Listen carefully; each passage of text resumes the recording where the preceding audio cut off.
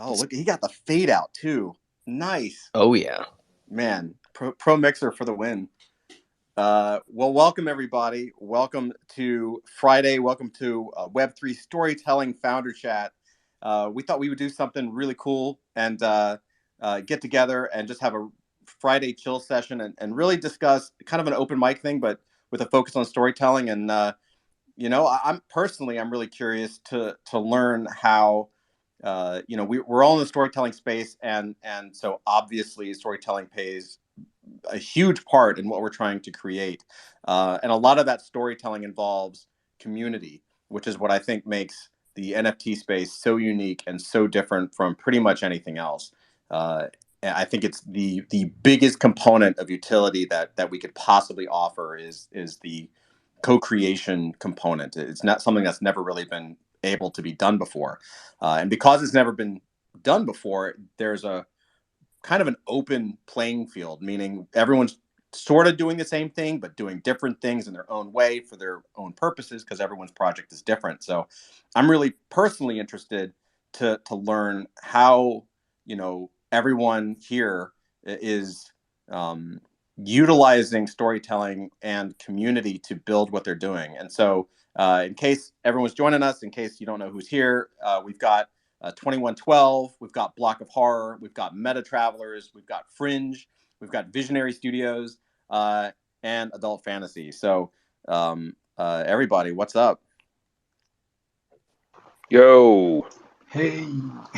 I am really excited to kind of get the update on everybody's projects, because these are all projects that I'm a fan of, but I think as founders, we're all so like head down and completely absorbed in what we're doing. It's really hard to keep track of what's going on. So I'm just excited to get the big update. Yeah, same here, man. So who wants to, maybe we have Natasha here as well, and Dusty, they're going to help kind of navigate. So Natasha, feel free to jump in if you want. Otherwise, maybe we just start going down projects. And if anyone, maybe we'll just start with 2112, see what's up. How are you doing in your projects? Everyone can just jump in. It's a fireside. Yeah, sure thing. First of all, can you hear me okay? Because Yeah, perfectly. I don't see the little lines moving, and I'm so used to get dragged by Twitter. First of all, we have Fede here, our main writer, and I will try this time for him to take, let's say, part of the spotlight to talk about this, because I tend to talk too much and derail a lot. But Fede, can you try to talk to see if we can hear you? Sure. Can you hear me okay? Yeah, we hear you fine. Great. All right then. Okay, I just want to do a quick intro. I think what you are saying about projects doing this in different, all projects trying to do this in different ways. I think there's not a lot of projects really trying to do this. I think there's like a big deal with projects trying to force the narrative around a product that may be, let's say, kind of weak in that regard. They could be building super strong products in other aspects, let's say. But I think that the space is starting to see this meta popping up of imbuing, sorry for my English in a couple of words, but infusing, let's say, the NFT experience with narratives and using this opportunity of digital ownership to allow the community itself to intervene and to participate in that. From our side, I think the most important update on that we are doing is what is going to be what we call the first narrative season that we are going to be launching soon in our project. That's the part, I think, Fede, if you want to talk a little bit about that, and feel free to leak some some alpha around. Leaks. Oh, I'm leaks. Leaks a lot. we better call a plumber because I'm going to have a lot of leaks probably. So our first narrative season, I think that the way we approach the idea of storytelling in our project is to basically firstly create a universe, a lore, a setting in which people and our community can basically tell their own stories. But in order for them to do that, we plan, let's say, what we call narrative season, which are basically story arcs that prompt our users to take action. So our first narrative season will be coming pretty shortly. We're finishing the last touches of content that we need to create, and the way that we're planning to give this to the community will be to first of all show them some pre-season content that gives them some context for what is coming on. We're telling the story of what's going on the 2112 universe at this specific moment, and there will be a major political change in our lore, and we're going to give the people the chance to affect it, whether they want to do something against the evil corporations that rule our dystopic future, or if they want to, just fill their own pockets and bags. We're basically giving them the chance to do that.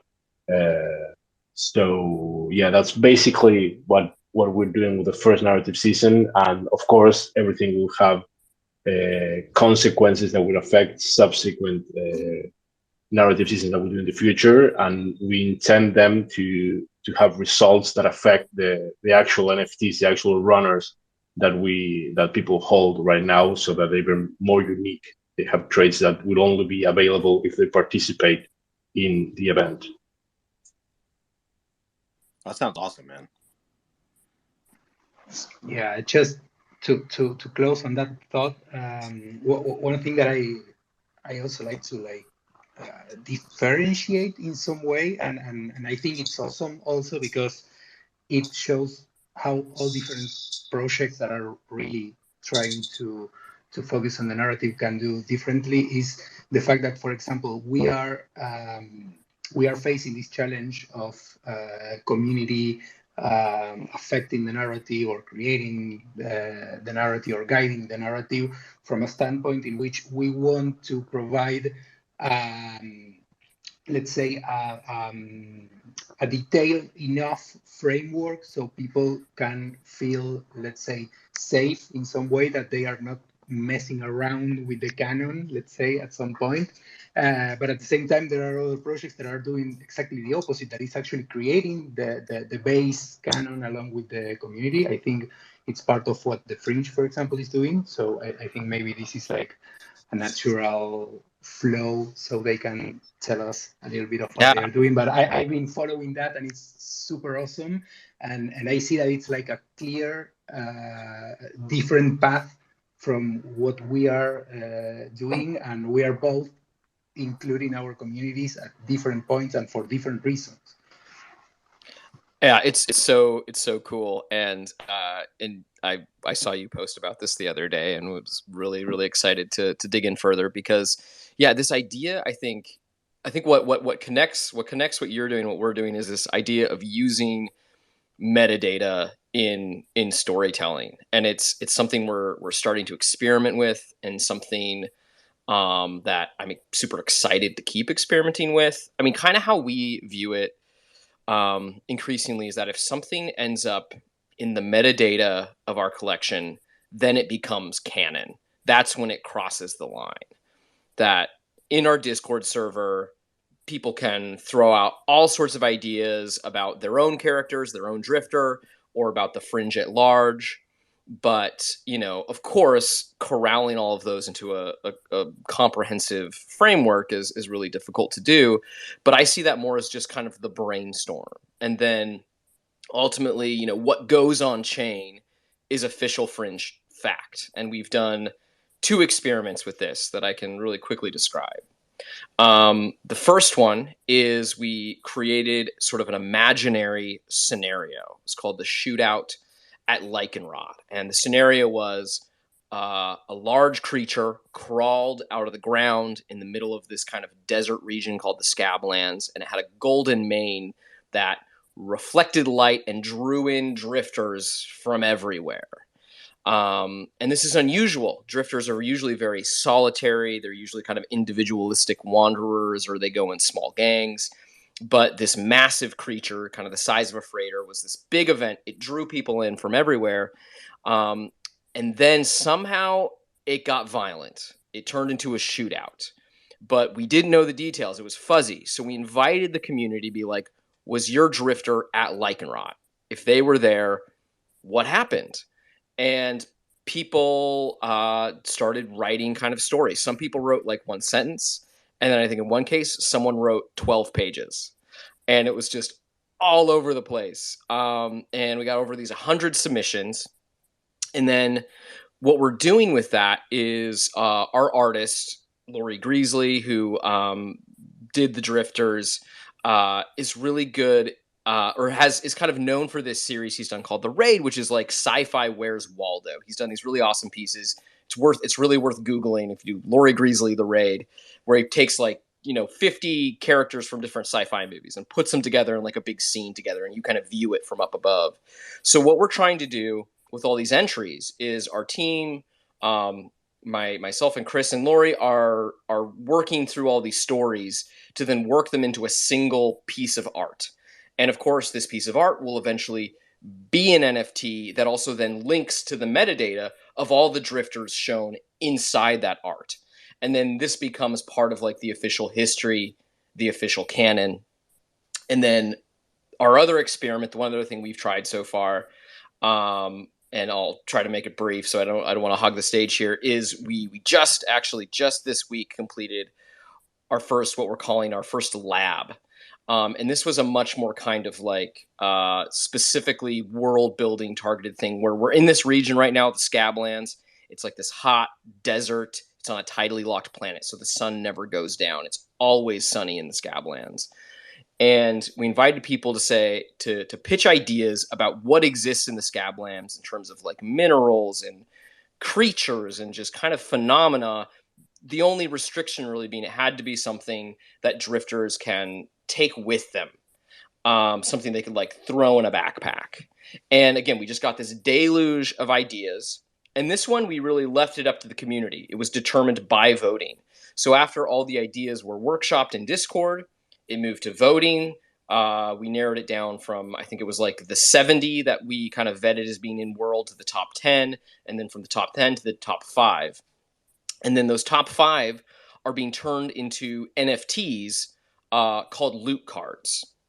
And then the loot card contains, like the description written by the community member. It contains imagery, and this is we're kind of jumping on the bandwagon of all this AI generated imagery, that we can use, and it also was like it's kind of in this cool wrapper of this sort of like key card to like some like storage facility on a space station or something, and then these loot cards are oh gosh, no, I'm gonna screw it up. They're the type of token in an ER1155.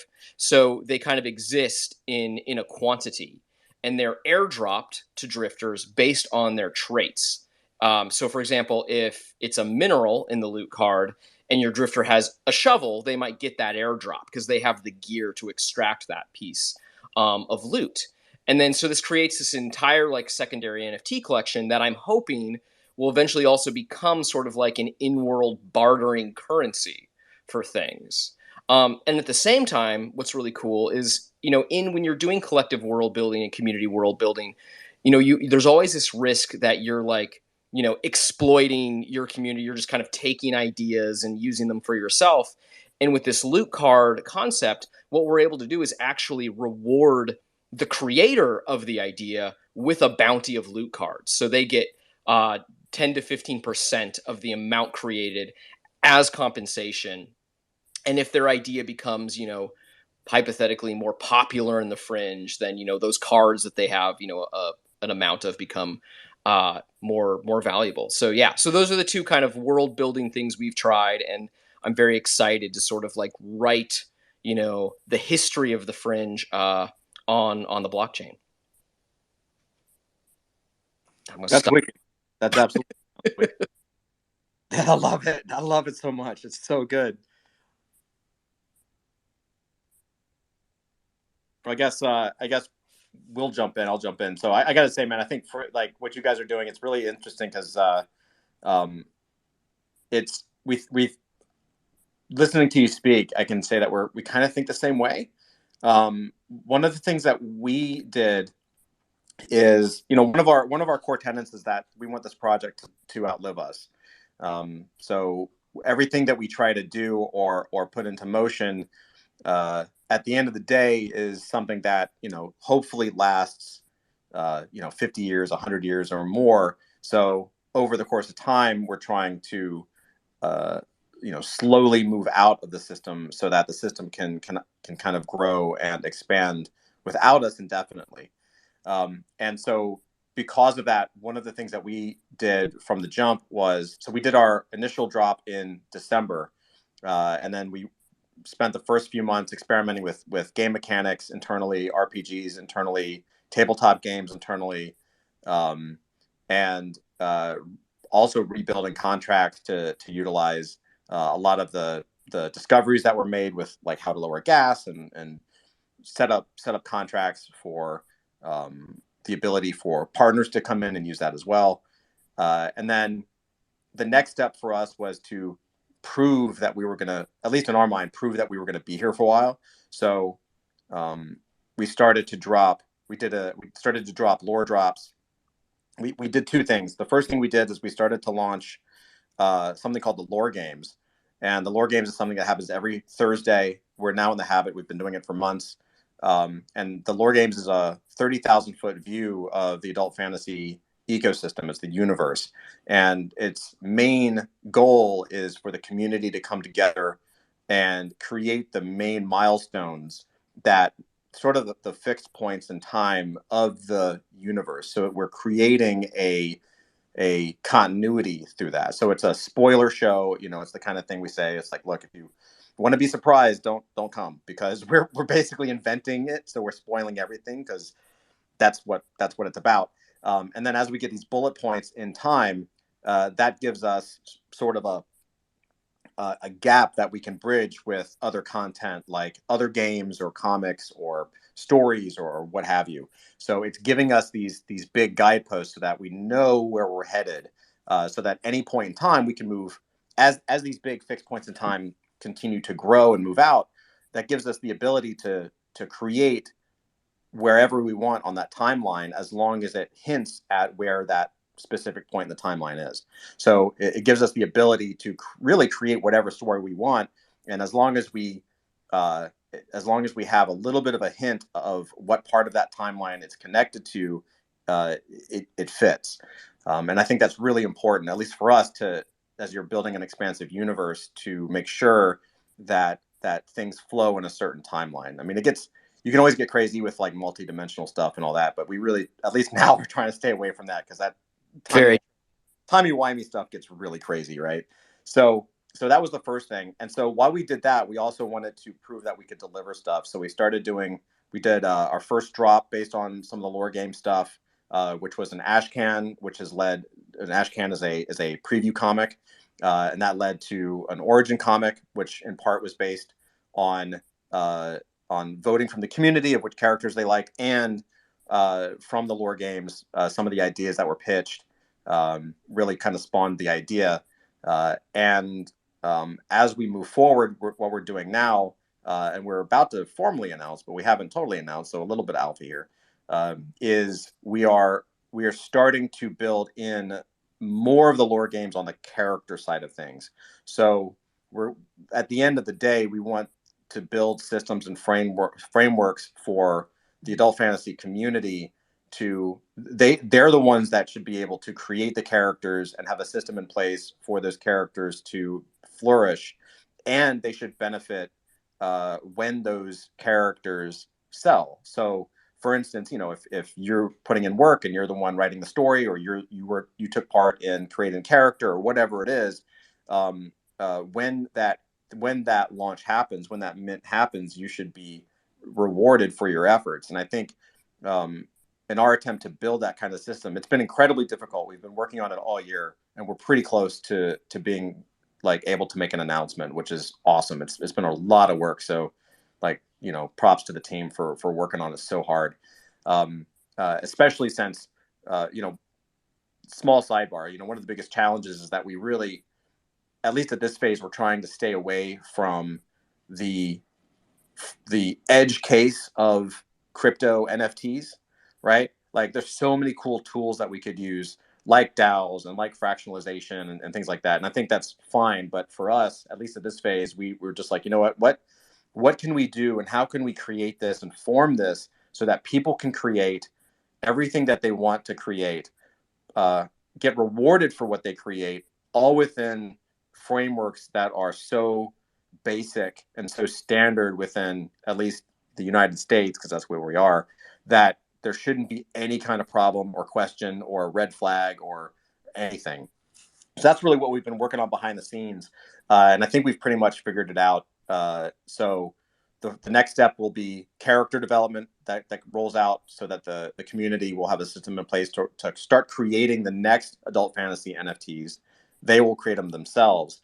And then beyond that, we've been developing, we're really inspired by tabletop games like tabletop RPGs, dice and paper and pencils. So there'll be some aspects of that, with the understanding that a lot of members of the community aren't, RPG players. So it's we're doing things that are inspired by gaming, but not necessarily tied directly to gaming, all with the same goal of creating lore, creating story, and creating characters. And so it's been a huge challenge. And I will say that one of the things that's so interesting about the space is like, the space moves so fast that if you just decide not to do something, or you start like just thinking about stuff, at a certain point, the rest of the community, like people in the community, invent something that you can then use. So sometimes it's been a matter of us just being patient and doing other things first, and then things pop up and it solves our problem. So it's been pretty awesome so far. So Sorry, go ahead. I want to check out these events. Yeah, So I'm curious too. Like, we want to make sure we got Block of Horror and Visionary and Meta Travelers. Like, what are you guys doing right now? Yeah, so I was actually about to jump in because that does tie in really uniquely to what we've done. Our community doesn't really have any canon. They don't know what this project or what this journey is going to look like. They simply, have heard the information we've provided, whether on Spaces or, other interviews. So the way that we opened our Discord about 2.5 weeks ago. And at that time, we also had come across, I believe it's Midjourney, another AI art generator that really blew our minds. And the route we took was, when people were coming into our Discord, we didn't make it very welcoming. We had it seemed like you were entering a space where there was a bot that had essentially taken over the Discord, and you were put to work mining data, which was generating your own art and bringing it to the forum and to the community. And with that, and completing these tasks would open, the next tier, the next list of channels. And what we then found was, naturally and organically, the community started building lore and started building backstory and characters that are living in this universe with the girl in the red cape. And with the AI, with Midjourney, the cool part to us was, not only were they putting together, whether it was a 1-paragraph backstory about the art that they've provided, or a legit 2-page piece on this character, there was also art to go along with it. And so we started, it's called the Compendium. And it's basically an archive of all of these submissions from our community that one day could be turned into a part of this story, or a side story while on this quest with the girl in the red cape. And there's also been amazing. We have Stu's Cantina, which people were looking for a safe haven from this bot that I mentioned earlier, Val, who we a little play on Hal from Odyssey, but the idea being she has eyes everywhere. And so what we did was create what's known as Stu's Cantina, which is this bar in this universe where this bot is not able to, have eyes on you, has no access. And even within that channel, we have within the compendium an entire menu of, food items and drink items with art to go along with it, but also ingredient submissions. We had Zach Stentz, the screenwriter who we've partnered for this project. He has, mojito recipes that he's actually making at home and sending in pictures of. So it's been it's for us, like growing the community in that way. We found that people are like getting a creative spark, and having the concept and the idea that what they're writing could someday potentially be a part of this overarching story. I think to them is really exciting. And we're also, hosting events. I think we're throwing a party tonight in Stu's Cantina. There was a band that we created that plays every Friday night in the cantina. So we upload like playlists of music that the band is performing every Friday night. So it's been a really fun creative process in growing the community, but watching them take to it and contribute, we think has been really the coolest part of this. And we hope to just keep seeing it grow. But utilizing that AI art we found was a really unique way of just getting more submissions and more input and having that visual aspect with it as well. That's something that we've actually been looking into as well. Yeah, to tap into that, Girl in the Red Cape, yeah, that's something Block of Horror started to do as well with Midjourney, and it's worked out really well just because the tool is so just diverse and so many cool concepts and ideas. And so we've been running a few competitions to basically our kind of lore leader, the Oracle, as he's known, or they are not human. Our community is basically designing their PFP. And so we're letting basically the community, submit their best use cases, and they'll vote essentially for what that PFP is going to be. And yeah, That's awesome. So yeah, right away to your point, it's like really getting to see them enjoy the activation around creating something organically and that they inform, because the Oracle is kind of like a mythical thing that nobody knows what they look like. And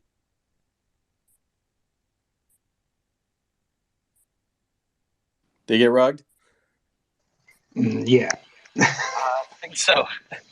Oh, sorry. Did I get rugged there? I think There you so. go. Back.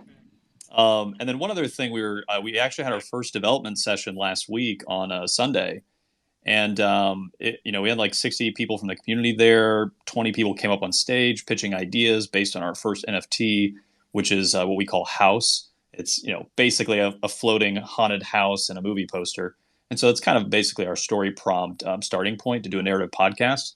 And just the flood of ideas for 2 hours straight, just people just saying, hey, like, what if we did this, we could do this, and really kind of building it from the ground up so the community feels empowered that this is their story as much as anybody's, has really been a rewarding kind of experience, like Girl in the Red Cape, I think, experience as well. So yeah.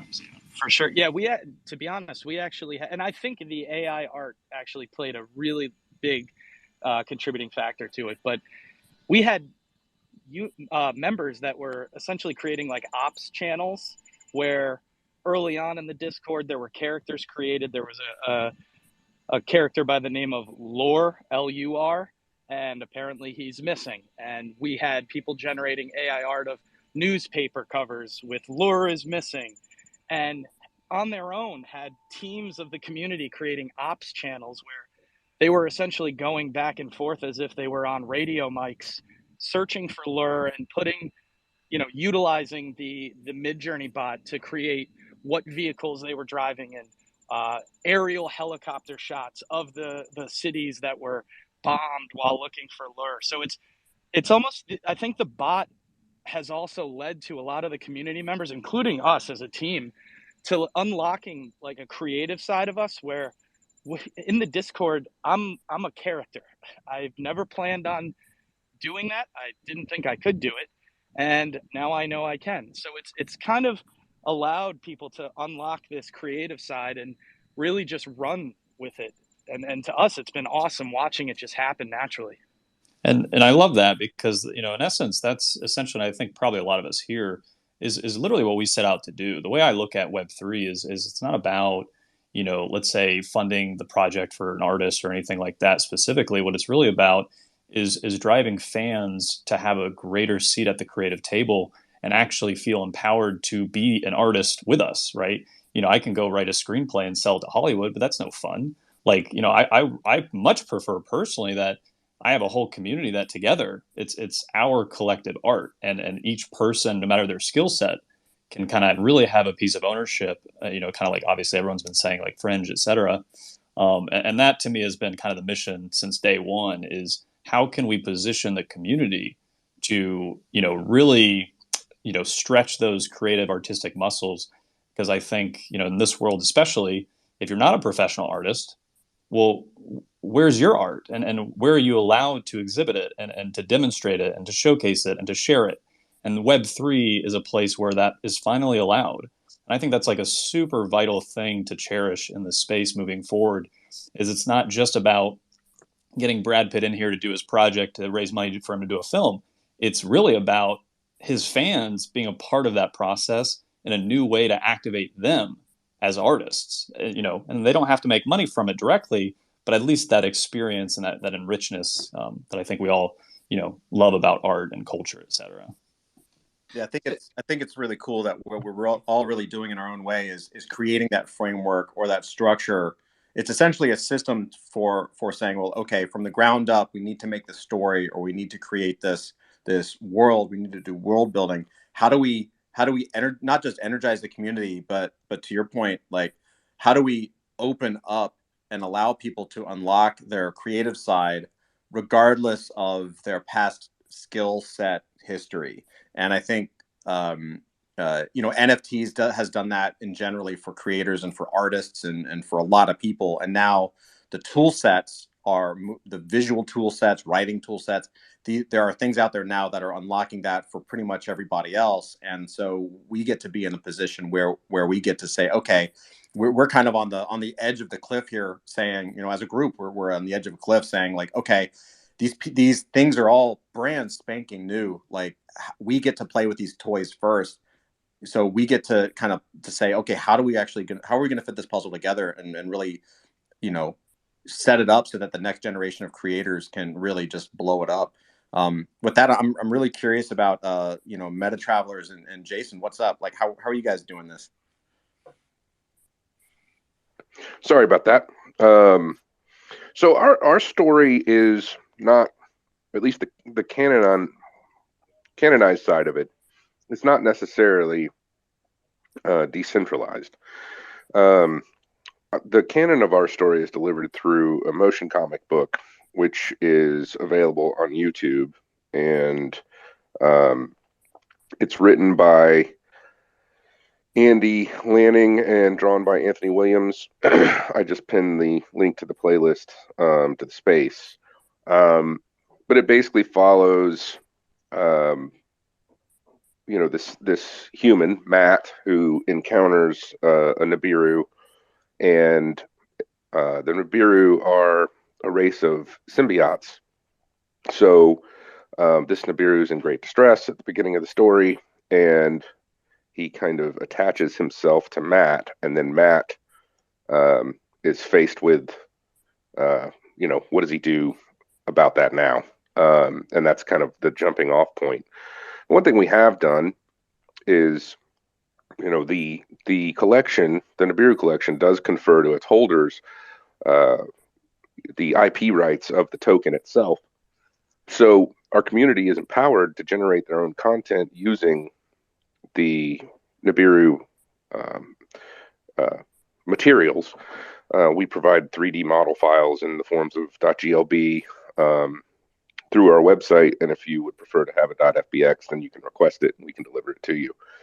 But they can be leveraged as avatars and in video chats. With the models, of course, you can import them into Unreal and create scenes and do, your own content from that perspective. In addition to that, we did run a contest, I think it was in May, in collaboration with a project called Hype, which is hyy.pe. And Hype is basically a project that allows anyone to go and create an account on their website and then tell either a story or make an artist statement or whatever they would like to say about a specific NFT token, and submit that basically to the blockchain through their technology. And then, they're hoping and working on partnerships with marketplaces, which will allow, they have an API which will allow a marketplace to include those types of statements and stories, backstories, on the marketplace's website when you view a specific token. So you can give it a name, you can give it a backstory. So we did run a competition through that where we got several short stories, and made some prizes in ETH and some other things. But the idea is that there will be a central canon story, which is primarily delivered through, as I mentioned, the motion comic book. But then all the members are invited to write their own stories and leverage the IP that's been offered to them for purposes of their own divining.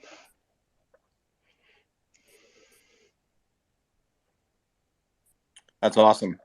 Really, I love the concept too. That's really neat. I want to say shout out to Comic Voxels. What's up? They're another phenomenal storytelling project. So shout out to you guys as always. Yeah, man. So what do you guys think is the next step? I mean, everyone is sort of, we're all, I still feel like we're all at the beginning stages, obviously. I mean, especially in the long term, thinking that we're all long-term projects. This is such the tip of the iceberg. What do you guys hope to accomplish sort of in the next, either in the next couple of weeks or just overall, like however you guys want to take it? Well, for Meta Travelers, one thing that we're hoping that we're successful in doing is building partnerships with other projects and collections so that the Nibiru can be included as part of whatever experiences they're offering. For example, if there was a hypothetical first-person shooter that we had a partnership with, then we would like to invite them to provide us with an avatar to include in our in-world experience, and that we would like to, if possible, help provide them the back-end technology necessary to allow our holders to wear their own tokens Nibiru as part of as their avatar in whatever experience that other project is offering. And so that's where our primary focus has been in terms of partnerships lately. I mean, clearly there's other stuff happening behind the scenes that I'm not really that knowledgeable about necessarily or invited to share, but that's really what we want. We want to provide an avatar that can be leveraged across a variety of different, browser-based experiences or VR experiences, or even, desktop client experiences, so that you really can take on the Nibiru as part of your digital identity and use it to represent yourself across a variety of places. And then part of that is the intention, behind part of that is to help include those projects that we end up partnering with in our lore, and hopefully our Nibiru will be included in their lore so that there is some canonized story to motivate that inclusion. And those are the kinds of things that we're working on right now.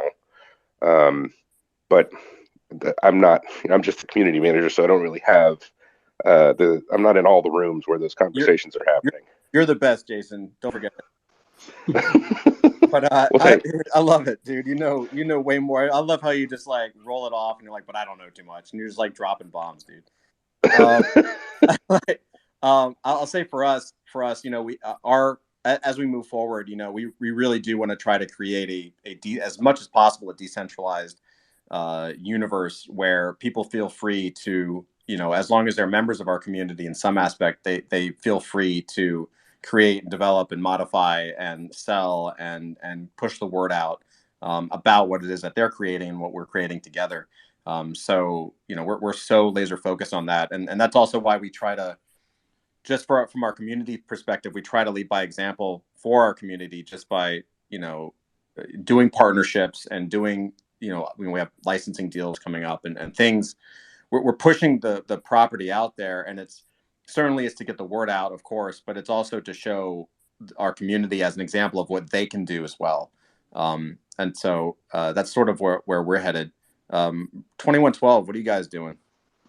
Hey, I was thinking, because I don't know what can I leak and what not, because probably Fede will hate me, because there's a lot of things that are like, I would say, close to happen. But some of them still require a lot of work. Some of them we haven't started working on those yet, but we decided that we are going that way.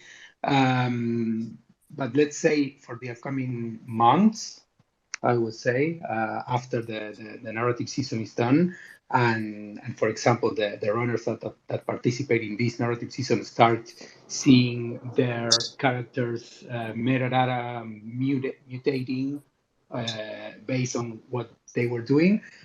What we are going to be releasing along with the marketplace is the possibility to actually name your runners and imprint that in the metadata also. So we are starting to think on little ways, little tweaks, little by little, for the players to create this attachment, let's say, to their characters. So the first step, I think, it's the baptism.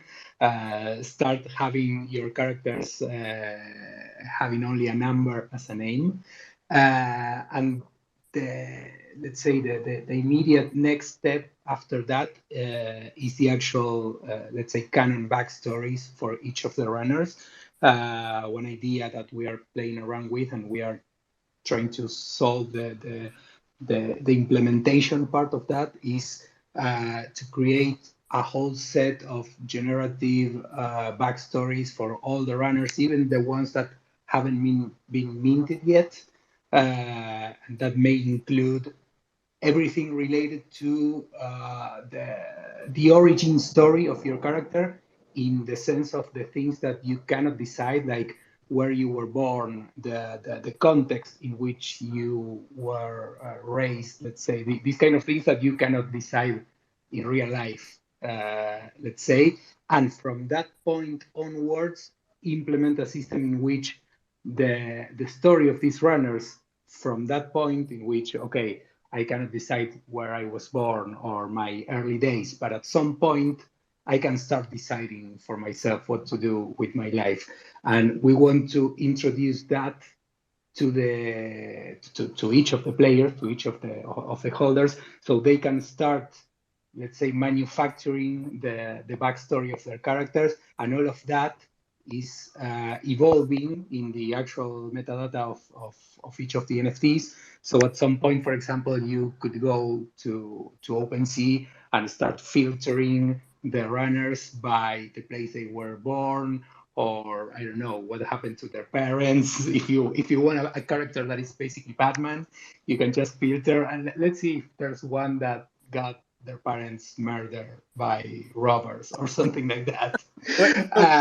Is that just, I want to, you said something, and it's something that Zeke was saying before as well. I'm just curious, is it sort of also to what Fringe was talking about using the metadata as Yeah. canonical lore?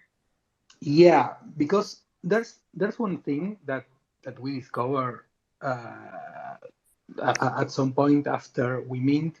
I remember that this was a discussion before mint. The fact that how community or how people takes the, let's say, the possibility to modify or not the metadata of NFTs. At some point at the beginning, I think about a year ago, a year and a half, when we started the project and started just being in the space, there was this strong belief that if your NFT, if someone has the possibility to change the metadata of your NFT, that would go against the potential value of it or things like that. But at some point, I think people understood that if you are trusting a team with your money, for example, minting the NFTs, if you're trusting a team that is developing a game or a story by giving them your time, basically your effort and your money, it's the same thing for the metadata, for example.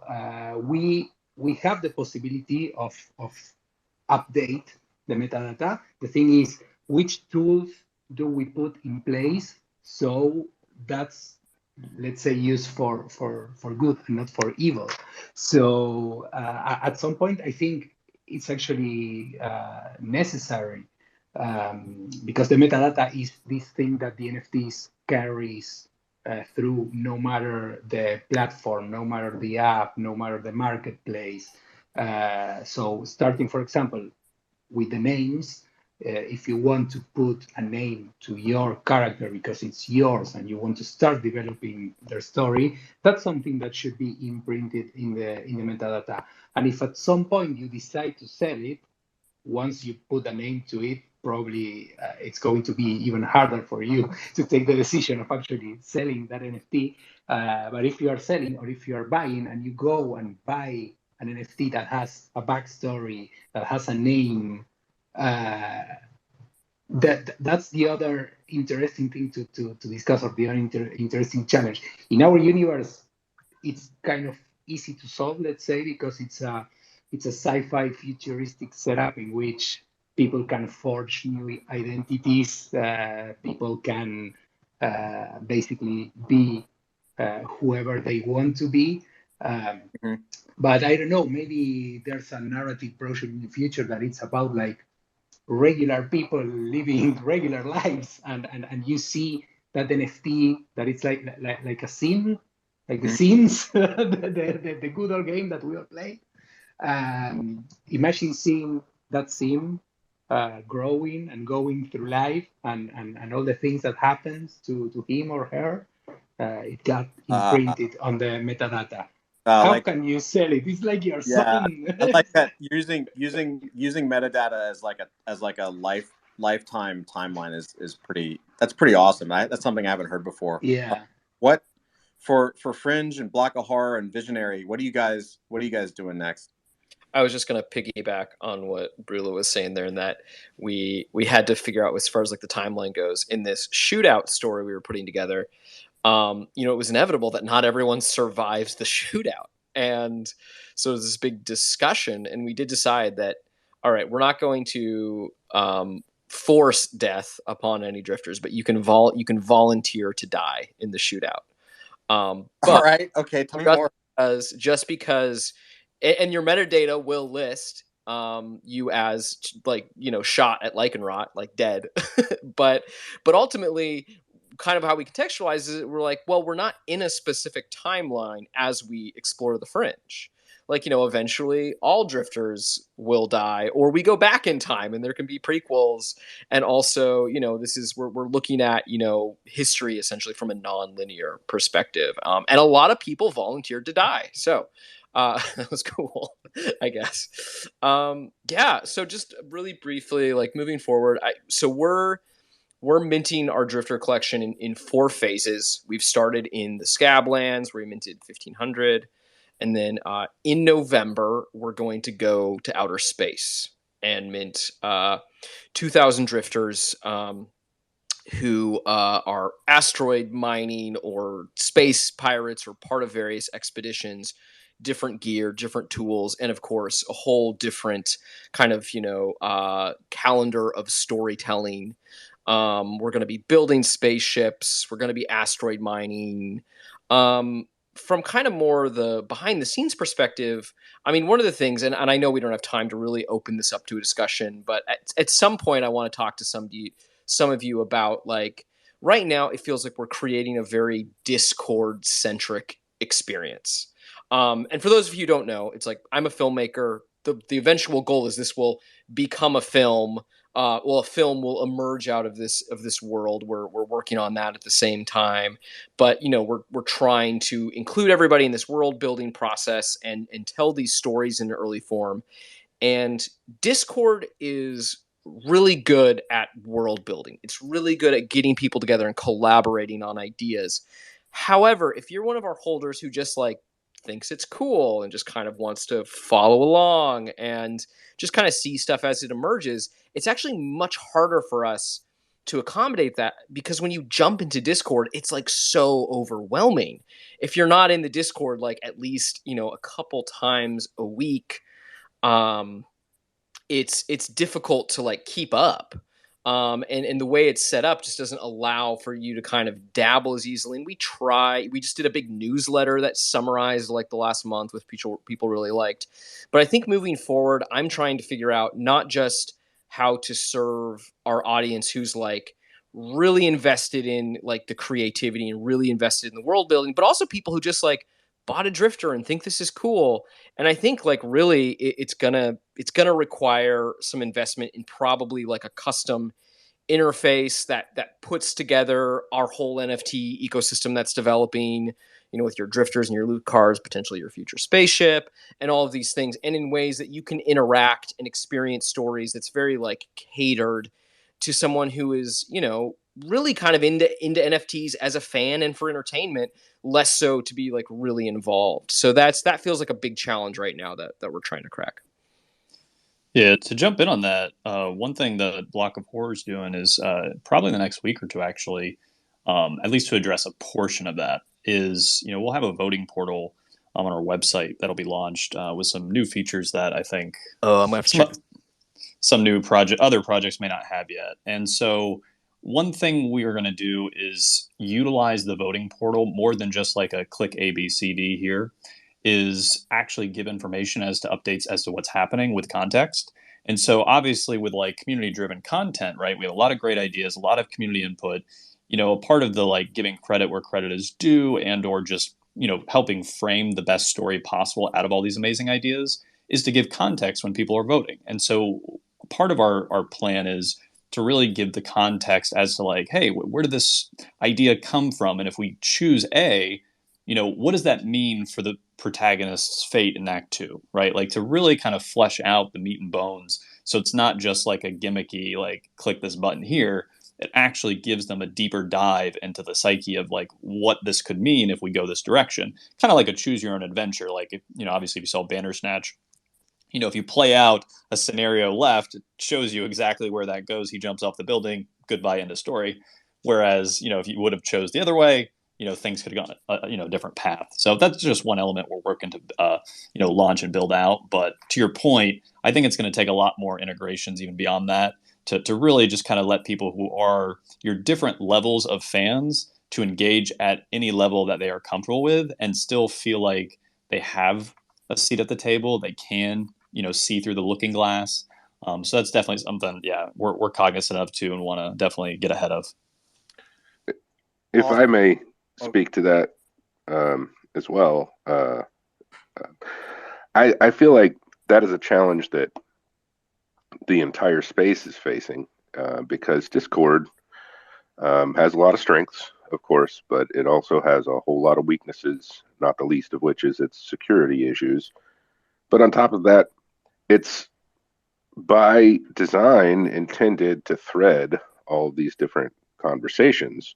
So when you have conversations that are meaningful from one to the other, it's very difficult to cross-pollinate those things. within a Discord server. So I'm curious if any of you have actually discussed, you know, what might be a better way to offer a broader kind of view at a glance, if you will. So instead of somebody being required to really drill down into different channels in a Discord, you know, has anybody come up with any ideas where you might be able to deliver that information in a succinct, compact way, either on Discord or off of it, that would make a meaningful difference to somebody who's trying to get up to speed? Because in a lot of projects, I mean, the space as a whole is like drinking from a fire hose, but any specific project, especially ones as deep as the ones that are here today, you know, a new member really has a steep learning curve to get up to speed on what's going on, and that's alienating. And so that's, you know, that's a challenge that I feel like a lot of us face, and I'm just curious if anybody has had any solutions presented to them that sound, Yeah, you I know, mean, potentially useful. this is another problem we're very cognizant of. We had a lot of people FOMO in on our mint, and also people who had been following along for like 6 months, and the people who got in last minute were like, you know, missing out on all the inside jokes. Anyway, but one thing we're doing, so we're doing this phase mint where we're minting the Scablands, spending a few months there, then we're going to go mint outer space. But at the end of the Scablands, we're going to create essentially a book that just summarizes the whole thing, shows all the art that was created, does, you know, kind of a summary of all the storytelling, and links it, which also I hope will be like a promotional from, you know, for the Void, in that you know, look what we did after our last mint, we're going to do this and even more. And also, you know, in, you know, 10-15 minutes you can kind of get up to speed and see what we've done. But you know, these efforts are a lot of work, and it takes a lot of time and resources, but I think it's just like, it's always really necessary not just to be in the moment with, you know, the Discord server, but also try to kind of package it together somehow.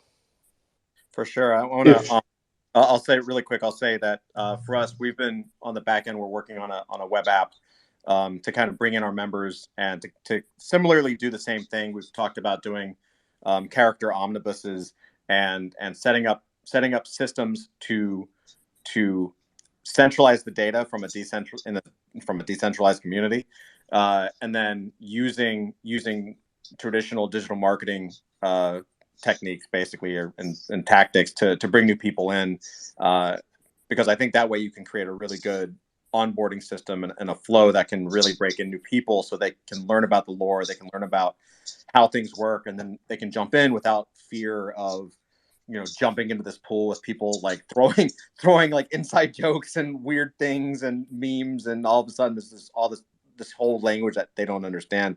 I'm curious to hear a little bit about how Visionary Studios wants to approach this. So Blue Shark, if you want to jump up, you're good. It's such a good question. I'm so happy to hear everyone is like trying to solve for this, because it is overwhelming, even as a founder, you know, waking up and getting into Discord and seeing what I missed from the community. So it's I hope to see some awesome creations from you all. We're you know, the compendium for us is helpful for other, you know, new people entering the fold to quickly kind of get caught up on some of the you know, canon or creations that were made. But we're also we're almost taking the approach of like, this is just life, and currently we're living in Discord, and you know, like, you just, in the same way life, you don't always get what's going on every nook and cranny of this massive universe. So if there's things that are missed, or you're not up to speed, it's kind of, we're just like okay with that for now. And I think the to combat somebody feeling overwhelmed, we want to make sure if they're asking the questions, we invite them to you know, take on their character, their persona of what our Discord is, and then you know, just start living in it, and you know, asking questions. And that's kind of like being at the cantina, asking somebody about you know, what's the story behind the painting on the wall, so just like you're at a bar. and then somebody gets to kind of go in and explain that, and so it feels a little more immersive in that sense. But I think even getting on these Twitter Spaces and being able to recap some of the highlights is incredible. I think I'm a member in most everyone's projects here, and I would love to hear like a quick 30-20 minute kind of summary of what's happening in each of them, because it's, whether it's a YouTube channel or Twitter Spaces, I think it's always good to hear somebody kind of talk through it as well. So I think that would be amazing down the road. I couldn't agree more. I think we, as a group, we should definitely do more of these. Maybe weekly, bi-weekly. Like, everyone's busy, but it's also so good to hear like from other people. And I know I can't speak for everybody here, but I certainly can speak for myself in that I have had just in the last hour, I've had like more than 4 or 5 aha moments, and I've been taking notes. So it's just awesome. It's making my brain work. So I appreciate you guys and being open and being willing to share just what you're working on. And I think that's, again, what makes our space so unique and so special. That said, we definitely have hit time, but I want to leave a little bit of time open for questions. So if anybody has questions for any of the speakers, feel free, raise your hand and jump up. We'll take it. And maybe I'll get Dusty. You want to help pull people up on stage, or should I? Yeah. I just went ahead and invited you, Sarah, to come up on stage. So come up on stage and share some thoughts. Welcome. Step up. I also just invited Sarah, who's been requesting for a bit. Awesome. Thank you. So go for it. Don't be shy. We don't bite. Yeah, it takes a while sometimes. Twitter Spaces, it takes like a second for them to get on stage. So okay, we just need 2112's music interludes again to. that. Yeah. Right on. Well, no worries. We got a little time, so anyone that wants to speak up or have a question, feel free, and we'll invite you up. And we'll give it like another 5-10 minutes, because we want to make sure you guys have been awesome. And just again, thank you guys. While people are coming up on stage here, thank you guys again for coming. We've got 2112, Block of Horror, Meta Travelers, Fringe, Visionary Studios, Adult Fantasy. We're all in the storytelling space and the NFTs, obviously. I think everybody here believes that this is where it's at. I think you see that in the general capacity of the NFT space. A lot of projects last year that started off as just PFPs are now moving into the storytelling space, trying to bolt on a story. And I think any of the storytellers here would tell you that that's really difficult, because that's the opposite of how it's done. It's very difficult to bolt on a story after the fact. Anybody have questions? Hey, just a quick note. Huge shout out to Jordan. She just let me know that our stage is full, and so we're unable to bring anybody else up at this time. So maybe there we go. Leave the stage so we can bring up some questions. Okay, so do we need to bounce? Who do we need to bounce to get somebody on the stage? Well, that's interesting. What should we do? Should we maybe what do you think? Should we? We could kick Natasha or Dusty. Well, then we can't help you get the speakers up. This is true. Who should bounce? We should bounce. Okay, how's this? We've got 2 people. Dusty, do you want to how do you feel? You want to be ejected, and that way Natasha will be here, and that way we can bring somebody on the stage? Sure, throw me out. No worries. Love you, Dusty. Thank you so much. Dusty gets a lot of credit for hooking this up, man. He's the best. So, Dusty, thank you for giving up your spot, just so we can bring. I was wondering. I was like, I don't seem to be able to bring people on board up here. But yeah, so give it a second. Dusty will bounce out, and then there he goes. All right. So, So Natasha, it's all in your hands. I see Sarah coming up. She's connecting, which is great. Hi, Sarah. How are you?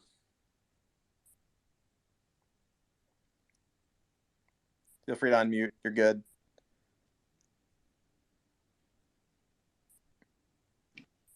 Yeah, it takes a second. Twitter Spaces is just an amazing assortment of technical goodness. No worries. No worries. And yeah, thank you again to Jordan from Comic Voxels for pointing out that we have a ton of people. So Sarah, feel free to unmute if you can. If not, maybe we can go to somebody else, or we could always just end it here. But I think it's okay. I'd love to get some questions in if we can. But Twitter is awesome. We've had a wonderful conversation, and it's it be what it be. It's Friday, so we're all chill. Yes, go for Sarah. I see your hand is up. Go ahead. All right, so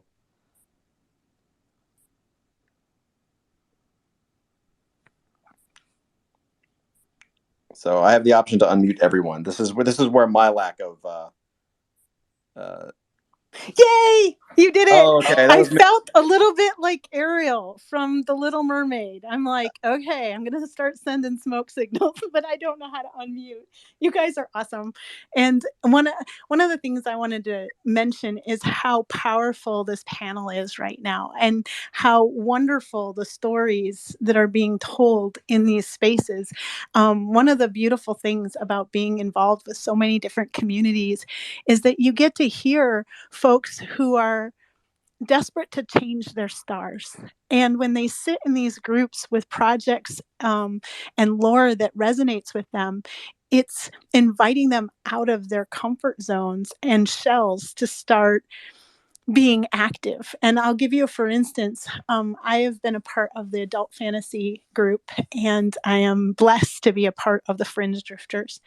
And one of the things that I've tried to do is build something for each of the groups that I'm in, because it's a real tangible world thing to be able to now talk about these groups in a different way and change the narrative about what NFTs really are, because they're newly formed tribes. Okay. What we're doing is we're creating new writers' rooms in genres. And if you find your genre, then all of a sudden you're like, whoa, I'm home, right? And I was sitting in one of the groups, and there was a gentleman there who had been recently let go because he was a 55-year-old man. He doesn't know what he's going to do. And this is the first time he's picked up a pen. And it's really important to think about how this space is cultivating a new kind of creative mindset and the ability to take a role in having a part, not just in a finished product like a movie or a comic book or any of those things.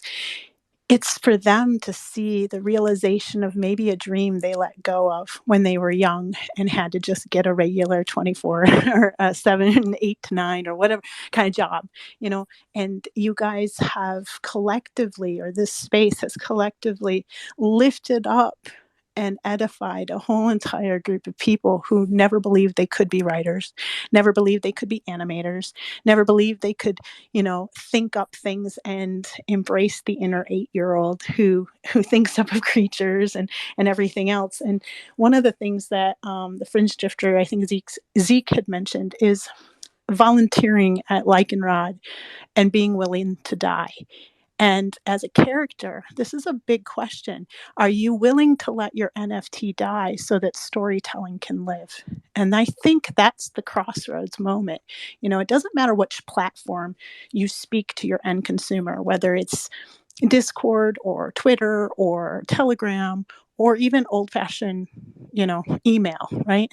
You have to ask yourself, are you equipping a consumer base that is willing to work towards a higher good or something that will outlast them? And if you can inspire that in them and manifest that kind of mentality that says, I'm going to cultivate folks in my community that are willing to plant vineyards that will feed the future.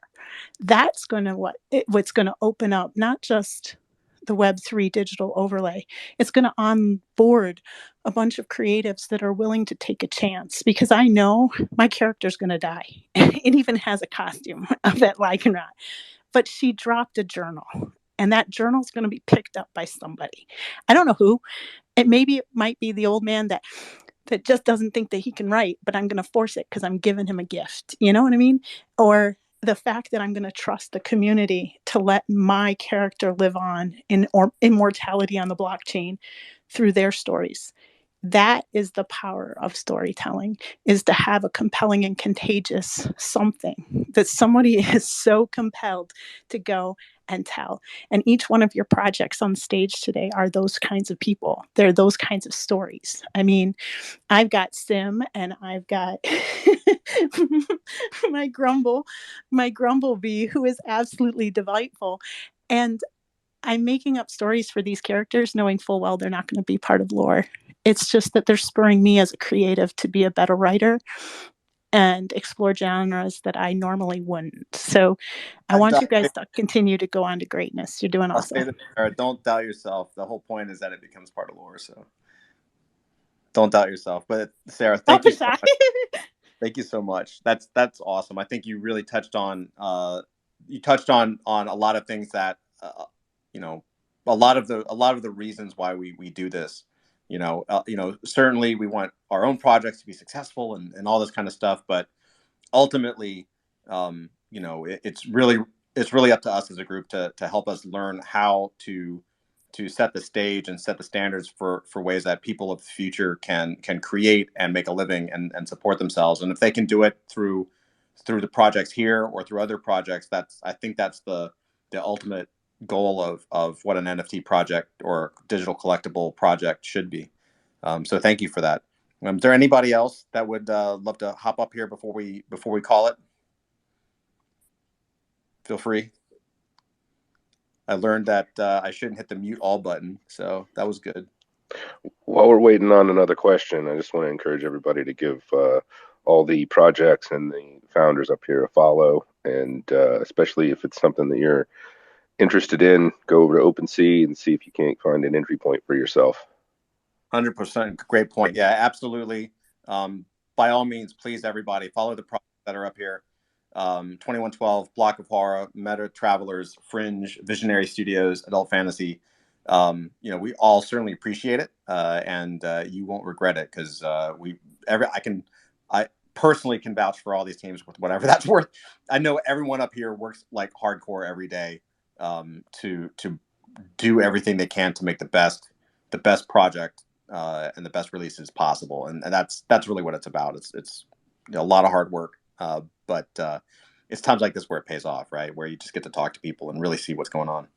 So if we don't have anybody else, we have a request. I just invited Comic Voxels up here. They just hopped up. I don't know if they want to say something. Yeah, hey guys, it's Jordan from Comic Voxels. Not a question. I just wanted to say this was an awesome space. Thank you, Adult Fantasy, for hosting it. Really cool to see all of these projects. Gave you all a follow, so excited to see where everyone takes what they're doing. There's some really great stuff happening here. Thanks, Jordan. And yeah, please follow Comic Voxels. They're awesome. It's a fantastic storytelling project as well. Awesome. Who else? Natasha, I'm putting you in charge of this because I'm not good at this part. So please help us out. Oh, you're all good. Yeah. Tirana Cinema just hopped up. I don't know if they want to add something or have a question. Go ahead. What's up, Tirana? Another fantastic project. Hey, Todd. No question. Just like Comic Voxels, amazing space. I'm glad to have heard from most of you that I have never or very not heard enough before. Meta Travelers, The Fringe, 2112. Great to meet you guys. You guys seem like super awesome projects. I'm glad to be a part of the space, and let's do this often. This was an amazing space. Unfortunately, I came a little late. No worries, man. There definitely will be a next time, 100%. I think we should do this on a regular, semi-regular basis for sure. So yeah, with that, I think we'll wrap it up. Please follow everybody. 2112, Block of Horror, Meta Travelers, Fringe, Visionary Studios, Adult Fantasy, also Comic Voxels, also Tirana Studios. Great projects. And yeah, everybody, thank you guys so much for being here. We really do appreciate it. And we hope to see you in our Discords and on Twitter, and at the next one we do of this. The next Web3 storytelling founder chat. We'll definitely keep this going. But with that said, thank you guys so much, and we will see you guys later. Peace out, everybody. Thank you. Yeah, thanks for hosting, Todd. Absolutely, guys. Peace out. Have a good weekend, everybody. Woo! Be safe. You too. Bye, guys. Happy weekend.